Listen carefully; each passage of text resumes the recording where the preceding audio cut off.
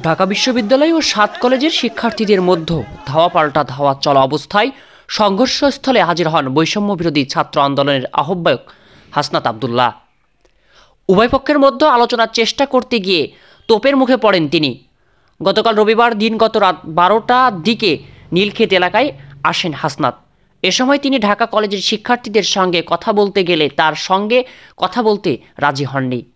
এরপর হাসনাত উভয় পক্ষকে শান্ত করার চেষ্টা করলে নিজেই তোপের মুখে পড়েন। এ সময় শিক্ষার্থীরা হাসনাতকে উদ্দেশ্য করে ভুয়া ভুয়া এবং এসেছে রে এসেছে, ফুটেজখোর এসেছে স্লোগান দেন। পরে তিনি সংঘর্ষ এলাকা ছেড়ে ঢাবি ক্যাম্পাসের দিকে চলে যান।